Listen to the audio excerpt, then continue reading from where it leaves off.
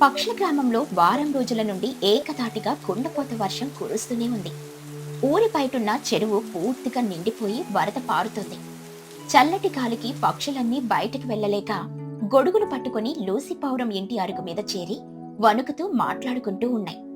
తుని పిచ్చుక చలికి వణుకుతూ చేతులు రుద్దుకుంటూ, అబ్బా ఏంటి ఈ వానలు, కనీసం రెక్కలు ఆరబెట్టుకోవడానికి ఒక్క నిమిషం కూడా సూర్యుడు ముఖం చూపించడం లేదు.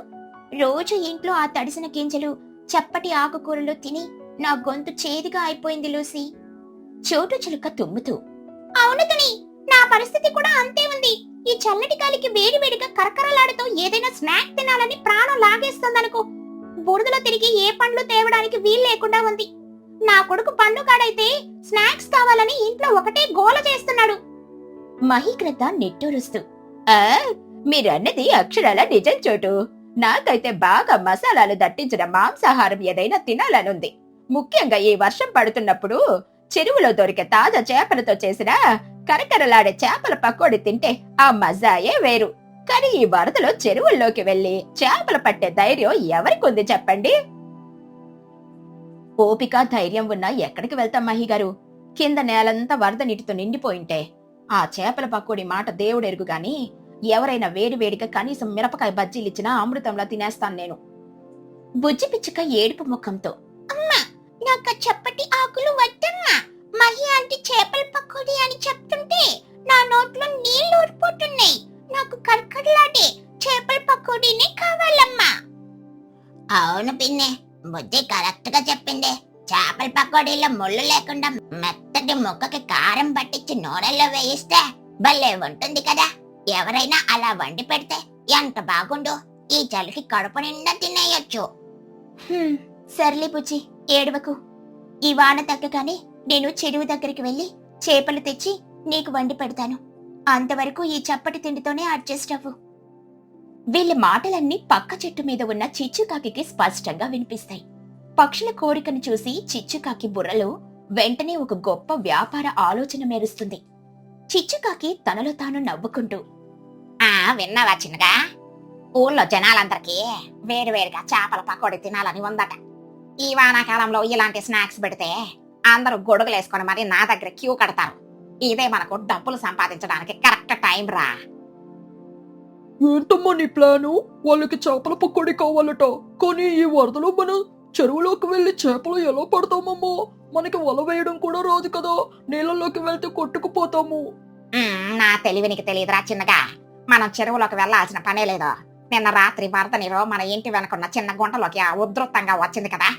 ఆ నీటితో పాటే కొన్ని తాజా చేపలు కూడా కొట్టుకొని వచ్చి ఆ గుంటలో ఇరుక్కుపోయాయిరా. నేను ఉదయం చూశాను. అవి పకోడీగా కరెక్ట్ గా సరిపోయే చిన్న చిన్న లేత చేపలు. ఓ అమ్మా, నీ కళ్ళు పల్లే పసిగట్టాయే. అయితే ఇంకా లేట్ ఎందుకు? త్వరగా వెళ్లి ఆ గుంటలో ఉన్న నీరు తోడేసి చేపలన్నీ బుట్టలో వేసుకుందాం రా. చిచ్చుకాకి చిన్నుకాకి కలిసి తమ ఇంటి వెనుక గుంటలో ఇరుక్కున్న తాజా చేపలన్నిటినీ చాలా సులభంగా పట్టుకొని శుభ్రం చేస్తారు. అమ్మో, చేపలైతే పట్టుకొచ్చాం. కానీ పకోడీ కరకరలాడాలంటే ఏం కలపాలమ్మా? నాకు కూడా నేర్పించు. సాబాష్ రా నాన్న. ముందుగా ఈ చేప మొక్కలకు ఉన్న ముళ్ళలన్నీ జాగ్రత్తగా తీసేయాలి. అప్పుడే పకోడీ తినడానికి బాగుంటుంది. పిల్లల గొంతులో గుచ్చుకోదు. ఆ తర్వాత మొక్కలకి కొంచెం నిమ్మరసం, పసుపు పట్టించి కడగాలి. అప్పుడు నీచు వాసన అస్సలు రాదు. అవును, ఆ తర్వాత ఏం కలపాలమ్మా? ఇప్పుడేరా అసలైన పనిరా చిన్నుగా. కొంచెం శనగపిండి, దానికి రెట్టింపు బియ్యం పిండి వేయాలి. బియ్యం పిండి వల్లే పకోడీ బాగా కరకరలాడుతుంది. అందులో తగినంత ఉప్పు, ఎర్రటి కారం, అల్లం వెల్లుల్లి పేస్ట్, కొంచెం గరం మసాలా వేసి ముక్కలకు పట్టేలా కలుపుకోవాలి. నీరు అస్సలు పోయకూడదురా. ఆ చేపల్లో ఉన్న తడితోనే పిండి ముక్కలకు అతుక్కుంటుంది. అబ్బా, నువ్వు చెప్తుంటేనే నా కడుపులో ఆకలి పెరిగిపోతుందమ్మా. ఆ మసాలా వాసన భలే ఘాటుగా ఉంది. ఆఖరణ సన్నగా తరిగిన పచ్చిమిర్చి, కరివేపాకు వేసి ఒక అరగంట నానబెట్టాలరా చిన్నగా. నువ్వెళ్ళి ఆ పొయ్యి వెలిగించు. నేను మూకుడులో నూనె పోస్తాను. చిచ్చుకాకి తన టెంట్ కింద వాన పడకుండా మట్టి పొయ్యి వెలిగించి పెద్ద మూకుడు పెట్టి అందులో నూనె పోసింది. నూనె వేడెక్కుతూ ఉండగా పక్షుల గ్రామమంతా చలిలో ముడుచుకునుంది. నూనె బాగా వేడెక్కగానే చిచ్చుకాకి మసాలా పట్టించిన చేపల ముక్కలను నూనెలో వేసింది. చుర్రుమనే శబ్దంతో పాటు వేగుతున్న చేపల సువాసన, మసాలాల ఘాటు ఆ వాన గాలితో కలిసి అడవంతా వ్యాపించింది. చోటు చిలుక ముక్కు ఎగబీల్చుకుంటూ, ఏంటి తుని, వానలో ఎక్కడి నుండో భలే సువాసన వస్తుంది. నా ముక్కు రంధ్రాలు అదిరిపోతున్నాయి. ఉదయం మనం అనుకున్న చేపల పకోడీ వాసన లాగానే ఉందేంటి? అవును చోటు, నాకైతే పిచ్చెక్కిపోతుంది. ఈ చలిలో ఆ నూనెలో వేగుతున్న వాసన పీల్చుకుంటుంటేనే ప్రాణం లేచొస్తుంది. ఎక్కడి నుండి వస్తుందో త్వరగా వెళ్లి చూద్దాం పదా. నేను ఆగలేకపోతున్నాను. ఆ వాసన ఎక్కడుండో కాదు తుని, మన చిచ్చుకాకి ఇంటి వైపు నుండే వస్తుంది. ఖచ్చితంగా అది ఏదో ఒక కొత్త వ్యాపారం మొదలు పెట్టే ఉంటుంది. పదండి వెళ్లి చూద్దాం. ఈ వానలో ఎవరైనా సరే ఆ వాసనకి ఆకర్షితులవ్వాల్సిందే. పక్షులన్నీ అరిటాకులు గొడుగుల్లా పట్టుకుని ఆ సువాసన వస్తున్న వైపుకు పరిగెత్తుకుంటూ వెళ్తాయి. అక్కడ చిచ్చుకాకి ఇంటి ముందు చిచ్చు స్పెషల్ చేపల పకోడీ, నోరూరించే రుచి అనే బోర్డు కనిపిస్తుంది. చిచ్చుకాకి గట్టిగా అరుస్తూ, రండి రండి పక్షులారా, వానలో వణకుతున్నారా? కడుపులో ఆకలి దంచేస్తుందా? అయితే ఇదిగో తీసుకోండి, చిచ్చుకాకి స్పెషల్ చేపల పకోడీ. కరకరలాడే ముక్కలు, ముళ్ళు లేని మజా, కంట్లో నీళ్లు తెప్పించే కారం, ఈ వర్షాకాలం స్పెషల్. రండి బాబు రండి. ఏంటి చిచ్చు, ఉదయం నేను మనసులో అనుకున్న వంటకాన్ని మధ్యాహ్నానికి నా కళ్ళ ముందుంచావు. నీ బిజినెస్ స్పీడ్ మామూలుది కాదే. ముందు నాకు ఒక ప్లేట్ చేపల పకోడీ ఇవ్వు. వాసన చూస్తుంటే ప్రాణం లాగేస్తుంది. ఇస్తాను మహి గారు, అందరికీ ఇస్తాను. కానీ ఇది మామూలు పకోడీ కాదు, నా ప్రాణం పెట్టి వండాను. ముళ్ళు లేకుండా తీయడానికి చాలా కష్టపడ్డాను. అందుకే ఒక ప్లేట్ చేపల పకోడీ 100 రూపాయలు మాత్రమే. 100 రూపాయలా? ఏంటి చిచ్చు, మరీ అంత రేటు చెబుతున్నావు? వానాకాలం అని చెప్పి పగటిపూట దోపిడీ చేస్తున్నావా? 50 రూపాయలకి ఇస్తే మేమంతా కొనుక్కుంటాం. లూసీ, ఇందులో వాడిన మసాలాలు, నూనె అన్నీ చాలా రేటు పెరిగిపోయాయి. పైగా గంటల తరబడి ముళ్ళలు తీశాను. మీకు క్వాలిటీ కావాలా వద్దా? నచ్చితే తీసుకోండి, లేదంటే ఆ వాసన చూసి కడుపు నింపుకొని వెళ్ళిపోండి. నేను ఎవరిని బలవంతం చేయను. ఇది చిచ్చుకాకి బ్రాండ్. సర్లే లూసీ, దాని కష్టానికి ఆ రేట్ ఇవ్వడంలో తప్పులేదు. ఈ వానలో వేడి వేడిగా వండి పెడుతుంది కదా. ఇదిగో చిచ్చు, నా దగ్గరున్న 200 తీసుకో. నాకు నా కూతురికి 2 ప్లేట్లు ఇవ్వు. మహిగ్రద్ద ఒక పకోడీ ముక్కను నోట్లో వేసుకుంది. కరకరలాడే శబ్దం అందరికీ స్పష్టంగా వినిపించింది. అబ్బా, ఏమి రుచి, ఏమి రుచి! పైన ఎంత క్రిస్పీగా ఉందో, లోపల చేప అంత సాఫ్ట్ గా ఉంది చిచ్చు. ఆ కారం, మసాలా ఫ్లేవరు నా గొంతులోకి వెళ్తుంటే చలంతా మాయమైపోయింది. 100 కాదు, 200 ఇచ్చినా తప్పులేదు. అద్భుతంగా ఉంది. అవును పిన్నే, ముళ్ళేమి తగలడం లేదు. భలే జ్యూసీగా ఉంది. నా జీవితంలో ఎంత రుచికరమైన పకోడీ నేను తినలేదు. చిచ్చుకాకి గర్వంగా నవ్వుతూ, చూసారా నా టాలెంట్? క్వాలిటీ ఉంటే కస్టమర్లు బురదలో అయినా నడుచుకుంటూ వస్తారు. తినండి, కడుపు నిండా తినండి. చిచ్చుకాకి చేపల పకోడీ వ్యాపారం ఊళ్ళో సూపర్ హిట్ అవుతుంది. గల్లా పెట్టే డబ్బులతో నిండిపోతుంది.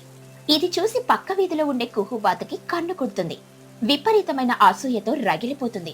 ఆ సమయంలో ఊరి పక్కన ఎప్పుడూ చిన్నగా ప్రవహించే నది భారీ వర్షాలకు ఒక్కసారిగా ఉధృతంగా ప్రవహించడం మొదలు పెడుతుంది. కుహుబాతు వరదను చూస్తూ ఆశ్చర్యంగా, లూసీ అటు చూడు, ఆ నదికి ఎంత వరద వచ్చిందో. అరవై, ఆ వరద ఉధృతికి ఎన్నడూ లేనన్ని వేలాది చేపలు నది ఒడ్డుకు కొట్టుకుని వచ్చాయి. చూస్తుంటే నా కళ్ళను నేనే నమ్మలేకపోతున్నాను. అవును కుహు, ఇన్ని చేపలు నేను ఎప్పుడూ చూడలేదు. జనాలు వెళ్లి పట్టుకోవడానికి కూడా భయపడుతున్నారు. నీటి వృద్ధి అలా ఉంది మరి. జనాలు భయపడితే నాకేంటి లాభం? నేను వెళ్ళి ఆ చేపలన్నీ బుట్టలో వేసుకుంటాను. చూసావా నా అదృష్టం లూసీ? ఆ చిచ్చుకాకి ఏవో 10 చేపలు దొరికితే 100 రూపాయలకు అమ్ముకుంటుందా? నాకు దేవుడు ఏకంగా వేలాది చేపలు ఫ్రీగా ఇచ్చాడు. ఇప్పుడు చూడు, నేను వీటితో పకోడీ చేసి 50 రూపాయలకే అమ్ముతాను. దెబ్బకు చిచ్చుకాకి దుకాణం బంద్ అవ్వాలి. కానీ కుహు, చేపలు దొరకగానే సరిపోదు. వాటిని శుభ్రం చెయ్యాలి కదా. ముళ్ళులు తీయాలి, మసాలా పట్టించాలి.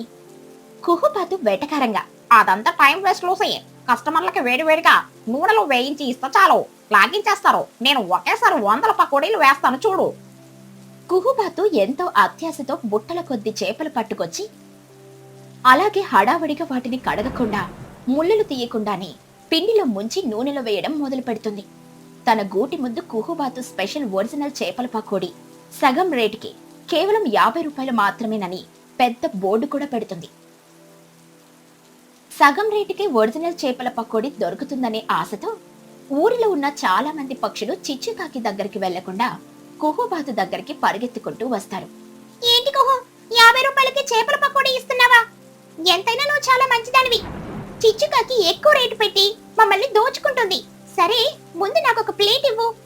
కుహుబాతు గర్వంగా నవ్వుతూ వడ్డిస్తూ, ఇదిగో చూడు, నా స్పెషల్ పకోడీ. తిని చూడు ఎలా ఉందో. ఫ్రీగా వచ్చిన చేపలు కదా, పెద్ద పెద్ద ముక్కలు వేశాను. నా తెలివి ముందు చిచ్చుకాకి ఎంత. చోటు చిలుక తోడి పిచ్చుక ఆ పకోడీ ముక్కను నోట్లో పెట్టుకోగానే వాళ్ళ ముఖాలు అదోలా మారిపోతాయి.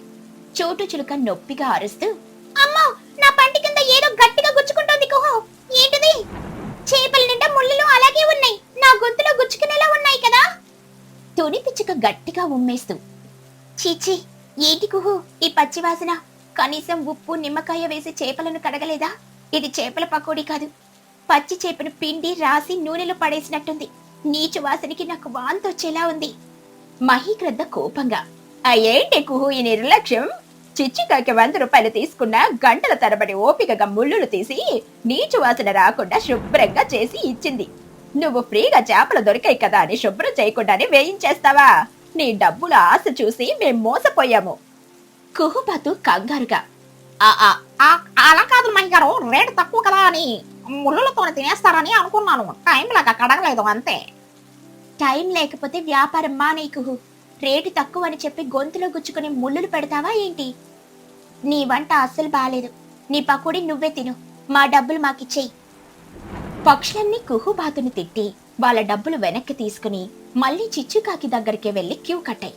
ఊరికే సరుకులు దొరికినంత మాత్రాన రుచి రాదని కుహుబాతుకి గట్టిగా అర్థమైంది. అందరూ వెళ్లిపోవడంతో కుహుబాతు ఒంటరిగా తన టెంట్లో కూర్చుంటుంది. తాను చేసిన ఫ్లాప్ పకోడీలు బుట్టల కొద్దీ మిగిలిపోయిన చేపలను చూసుకుంటూ ఏడుస్తూ ఉంటుంది. ఆ గొడవ విని పక్క వీధిలో ఉన్న చిచ్చుకాకి ఒక ప్లేట్లో వేడివేడి చేపల పకోడీలు తీసుకుని అక్కడికి వస్తుంది. ఏమైంది కుహ, ఎందుకు ఏడుస్తున్నావు? కస్టమర్లు అందరూ కోపంగా వెళ్ళిపోతున్నారేంటి? నీ బోర్డు చూశాను, సగం రేటు పకోడీ అంట. కుహుబాతు ఏడుస్తూ, నన్ను క్షమించు చిచ్చు. నీ వ్యాపారం చూసి నేను అసూయపడ్డాను. నదిలో ఊరికి చేపలు దొరికాయి కదా అని షార్ట్ కట్ లో డబ్బులు సంపాదించాలని అత్యాసపడ్డాను. కడకకుండా ముళ్ళు తీయకుండా వేయించాను. కస్టమర్లందరూ నా వంటని చీకొట్టారు. నా డబ్బులు పోయాయి, పరువు పోయింది. నాకు చాలా సిగ్గుగా ఉంది. చిచ్చుకాకి నవ్వుతూ, పిచ్చికుహ, వంట చేయడం అనేది ఒక కళ. అది కేవలం నూనెలో వేయించడం కాదు. కస్టమర్లకి నేను 100 రూపాయలకు అమ్మినప్పుడు వాళ్ళు నా కష్టానికి డబ్బులు ఇచ్చారు కుహో. చేప ముళ్ళులు తీయడం, రుచిగా మసాలా పట్టించడం, వీటన్నిటికీ శ్రమ పడుతుంది. సరుకులు ఉచితంగా దొరికినంత మాత్రాన రుచి రాదు. దానికి ప్రేమ, కష్టం తోడవ్వాలి. వ్యాపారంలో నాణ్యత ముఖ్యం. నువ్వు చెప్పింది 100% నిజం చిచ్చు. నా వంటలో శ్రమ లేదు, కేవలం డబ్బు యావ మాత్రమే ఉంది. అందుకే నాకు ఈ గత పట్టింది. నా తప్పు నేను తెలుసుకున్నాను. ఇక జీవితంలో ఎవరి వ్యాపారం చూసి అసూయపడను. నా దగ్గర ఉన్న ఈ చేపలన్నీ నువ్వే తీసుకోవచ్చు. తప్పు తెలుసుకోవడం మంచిదే కదా కుహో. సరే, జరిగిందేదో జరిగింది. పాపం నువ్వు ఉదయం నుండి ఏమి తినలేదు కదా. ఈ వానకి బాగా వణకుతున్నావు. ఇదిగో నేను కష్టపడి చేసిన ఒరిజినల్ చేపల పకోడీ. మొహమాటం లేకుండా తిను. నీ ఒంట్లో చలి మొత్తం ఎగిరిపోతుంది. కుహుబాతు సంతోషంగా పకోడీ తింటూ, అబ్బా, ఏమి రుచి చుచ్చు. నా తప్పుడు మనసులో పెట్టుకోకుండా నా కోసం ఈ ఫుడ్ తెచ్చావా? నీ పకోడీ రుచే కాదు, నీ మనసు కూడా చాలా మంచిది చిచ్చు. నన్ను క్షమించు. కుహుబాతు తన తప్పు తెలుసుకుని చిచ్చుకాకితో మళ్ళీ స్నేహం చేస్తుంది. పక్షులన్నీ చిచ్చుకాకి హోటల్లో వేడివేడి చేపల పకోడీ ఎంతో ఆనందంగా తింటూ ఆ వర్షాన్ని ఎంజాయ్ చేస్తాయి. ఉచితంగా సరుకులు దొరికినా నాణ్యత, కష్టం ఉంటేనే ఏ వ్యాపారమైనా విజయవంతం అవుతుందని ఊరి పక్షులందరికీ అర్థమవుతుంది. ఆ రోజుటి నుండి చిచ్చుకాకి వ్యాపారం ఊళ్ళో నెంబర్ 1గా నిలిచిపోయింది.